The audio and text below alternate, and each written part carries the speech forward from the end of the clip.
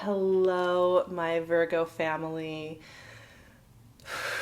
Let's just take a deep breath here as we get into the April readings. I know this is a really powerful time. It's definitely an interesting time to be doing the work with you here and to show up to the mystery of everything that is happening at this time. April is a powerful month. And Virgos, you are going through a really special and beautiful process with this. Aries season, right? The sun moving through Aries is always a really powerful time for you all because it's all about that eighth house energy of transformation, shedding a skin.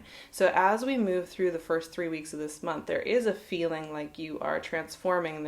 And answers come for you from underground. They come from a place that is unseen and hidden and intimate and unfamiliar, and it's a little bit of digging in the midnight garden, as I call it, which is where you sit with it, where you may have grief or loss or shift or change in yourself, and you allow yourself to fully find the answers within that rather than skipping over it, right? You find it in the underworld, you find it in the hidden aspects of yourself. And so there's a big process going on there. However, as we shift into Taurus season and all this energy floods Taurus, starting on like the 19th of April, there is an illumination and an expansion that brings you out to the bigger picture again. So this month really is an evolution from the beginning to the end that goes from underground to stratosphere. And, if you want to think about that process of kind of a figure escalating through the layers, the strata of the earth, and then moving through it up through the sky, that's really how this month feels for Virgo.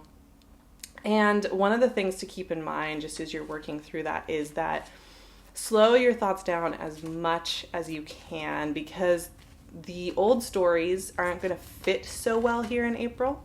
This is a very truth-telling month. This is a very visionary month, and it means we can't rely on what we had as tool sets in past months and past years. Those aren't really going to fit as well now. We're in a new era at this point. So slowing down your thoughts, not worrying if you feel like you are doing some of that underground work at the beginning of the month, as we are getting kind of used to Saturn being in Aquarius, which is, I think, a really liberating, beautiful energy, but it's electrical and it takes some time to get used to. We have a full moon in your second house in Libra, which is going to illuminate how you limit, how you feel like you don't have value maybe, or where you feel your self-value is a little low. King of Cups, love it. Or where any of those themes are coming up for you at this time. So that's big. So this is just a powerful time for you all. Yeah. Venus is also going to be doing something really interesting in the next 3 months, 4 months. April, she starts her pre-shadow in Gemini, and she will be doing a retrograde May and June. And this is in your fellow mutable sign of Gemini. Has everything to do with how you show up to the table of life. Four of Pentacles. What you want to build in this world, what you want to do in this world. So kind of just think about how that theme may be coming up for you over the next few months, and you're starting to get subtle nudges with that right at this time. 10 of Wands. Okay, so with your process and with the fact that we are in a very new time where answers come in differently and movement comes in differently, and it's not about the familiar. It's just not about the familiar right now. That is not the way these are being done. I've been really enjoying Untamed, this book by Glennon Doyle. She just released it, I don't know, probably late February, early March. 2 of Pentacles. Virgos, you're holding yourself back a little bit here. This is part of that underground work, but there's also something deeper going on here, right? But I was reading this book. It's beautiful. It's a beautiful, beautiful book. If you're looking for something to just get you inspired, such a beautiful book. And it's a memoir, and one of the things that she was talking about, I just had to include this quote from her book in this discussion. This is it. In order to move our culture forward, revolutionaries have had to speak and plan from the unseen order inside them. For those not consulted in the building of the visible order, our culture, our society, igniting imagination is the only way to see beyond what was created to leave us out. If those who were not part of the building of reality only consult reality for possibilities, reality will never change.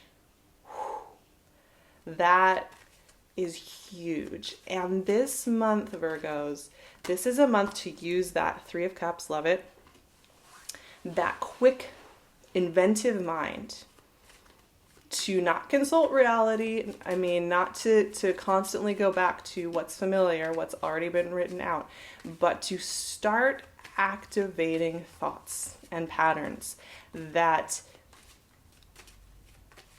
tap into what you want the moon, the world to feel and look like for you.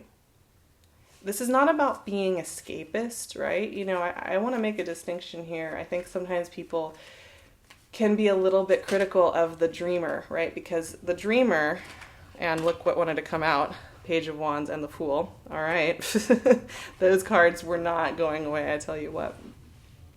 People want to, some people, not everybody, but there's a general consensus that the dreamer, the fool, is not responsible because he's not paying attention to the facts of what's going on, and therefore, and because he's dreaming, he's not a responsible citizen. That's a false dichotomy. I've been thinking about false dichotomies a lot because there are a lot going on in our culture at this moment. There's this false dichotomy that in order to be responsible, you need to be in fear and panic. You need to be reading up all the time, and you need to be constantly focused on that one set of information. That is being a good person. And that the other one is to be floating on a cloud. Everything's going to be fine. I'm not paying attention. This doesn't affect me, right? That's a false dichotomy that doesn't actually exist. Nobody is really in either one of those camps completely, and we're all working with multiple levels, right? So let's make a distinction there. But activating your imagination within a context of a world that you're living in is huge, and it's really powerful. And giving yourself the permission to do just that is important, because when we shut down our imaginative qualities, when we kind of hold ourselves back, which, let's get into this, because, so we have the King of Cups here, right? The emotional integrity king. I love this. So these are people who are able to sit with their emotions quite regularly and easily. They can navigate that internal watery system. And this is important for you. Not only are you activating this in yourself, a lot of your answers are coming from behind the scenes this month, right? They're coming from that 8th house underground knowing. They are not coming from consulting the news or the people around you. You're not going to get your best information about yourself from anybody else, any other source, right? King of Cups reminds us that our best information comes from our inner knowing when it comes to how we treat ourselves. So the King of Cups is activating that, saying this is where you get your best information. You may have people that represent this King of Cups who will remind you again and again that that's important, my Virgo loves, but this is an important energy. And here's the thing. This is a great state to be in. You know, when we decide that we need to shut down our hearts in order to be responsible, in order to navigate something, and we have to shut down our dreams, we have to shut down those thoughts of, I want to live in a world that's healthy, that's vibrant, that's loving. I want to live in a world where I feel safe. You know, we think we are being selfish or mournful when we ask for those things, so we shut them down and we just say, well, I can't ask for that right now because that's being irresponsible. That's painful, right? And it's unnecessary to do that to ourselves. We close our hearts off. When we close our hearts off, we close everything off. We close next roads opening up off. We close new innovation off. We close new pathways opening. And so this Four of Pentacles, Ten of Wands, Two of Pentacles is very much speaking to that. There may be a part of you that wants to get very grounded and factual and find ways to control via consulting the world around you, right? King of Cups once again reminds us, though, that one important thing for you all, especially as you work through 8th house energy and Aries season, always an interesting ride. Let yourself say the things you really want to dream about.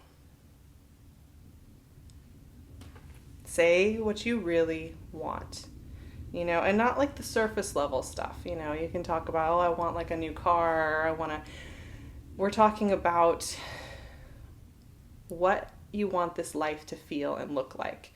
And there being an invitation here for you at this time to give yourself the permission to fully step into those desires. It's not selfish, it's not wrong, it's not erroneous to do so. In fact, these top 4 cards speak so clearly to that. Let's start with Three of Cups, the Moon. Once again, a lot of your information is coming from the watery modality. And what do I mean by the watery modality? So the watery modality has everything to do with the feeling state, the intuitive state, the unseen order inside of us. Like I was reading from that quote, the unseen order inside of ourselves. That is that knowing. We translate it into words, we translate it into actions, we are translators of that inner knowing. But that is where your best information comes from. It comes from a hidden place. And you don't have to do that alone. Others are also working on this communing process of bringing forward our inner voices, our inner knowing, our inner desires to the surface, to heal, to commune, to connect. This is not a time to shut yourself down, right? The mechanism here is to feel that, let it rise up and come out of you and connect it to others, right? Rather than pushing it down, rather than ignoring it, rather than casting it to the side. The thing that you're wanting to avoid feeling or avoid asking for or avoid opening up to is the very thing that needs attention this month. And it's extremely important that you pay attention to those callings at this time. Especially when I look at the final 2 cards, which were not being in this reading. They wanted to be here, and there's a very real thing happening here. The Fool and the Page of Wands.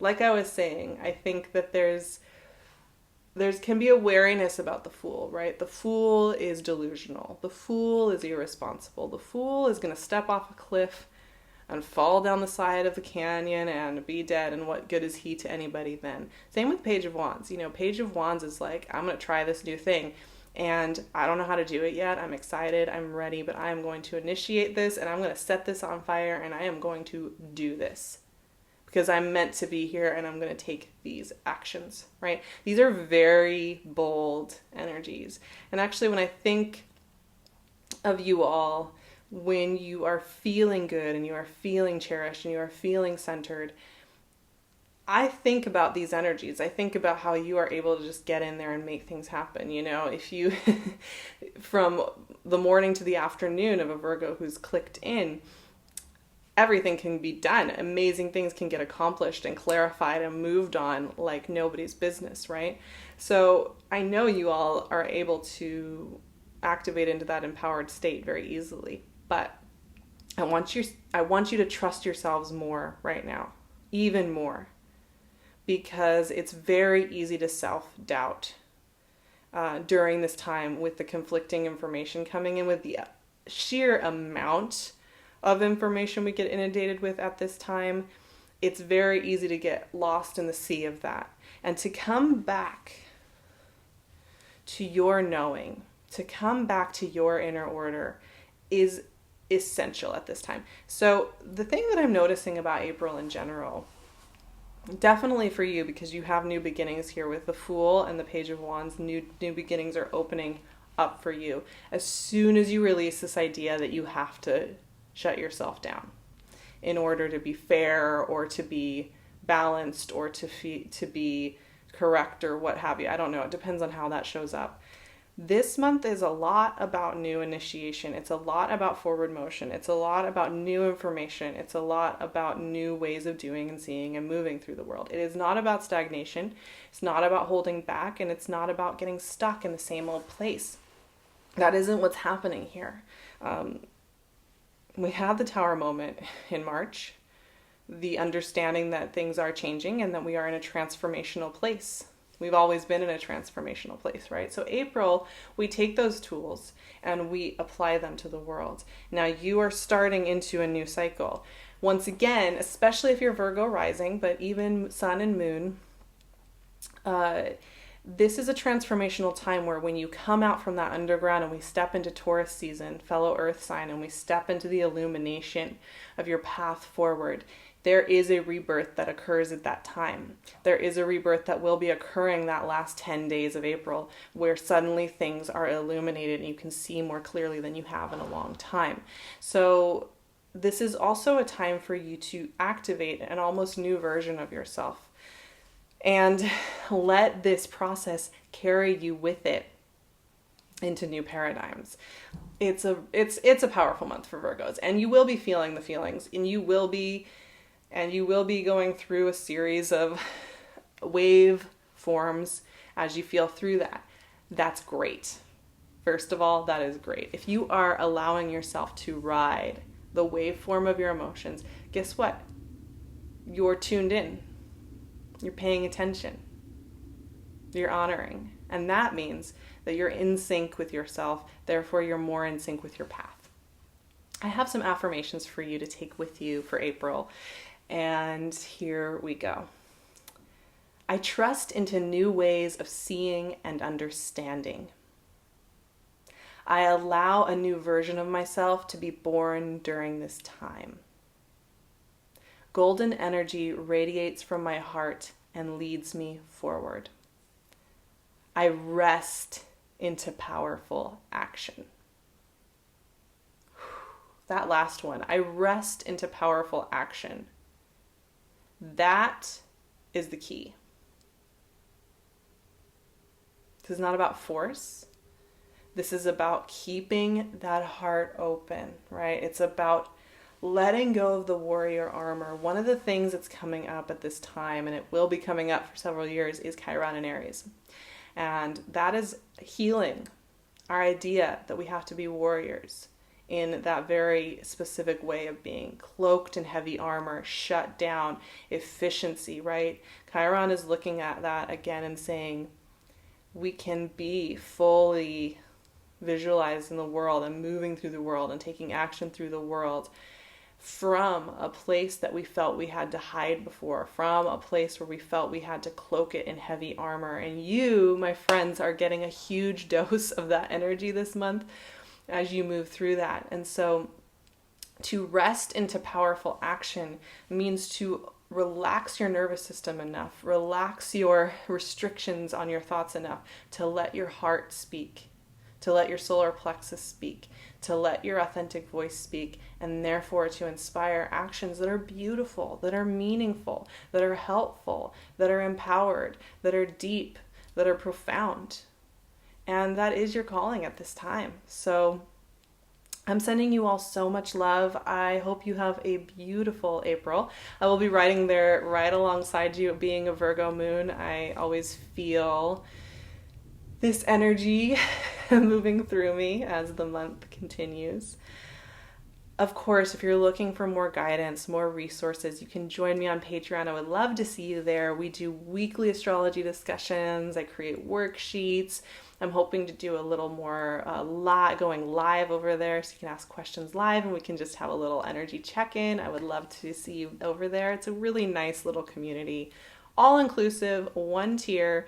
You get everything that you need at that time. If you're looking to work one-on-one with me, I have some one-on-one sessions available late April.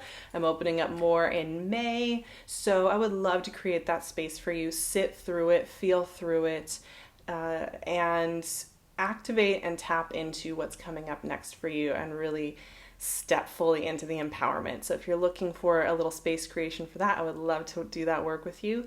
Also, you can find me on Instagram at SarahVerba. And of course, last but definitely not least, PinkLune's lovely jewelry. She is always coming up with something beautiful, handmade, carefully thought out jewelry. I will leave her link below as well. I'm sending you all so much love. I will see you for more moon magics and excitement and curiosity ahead.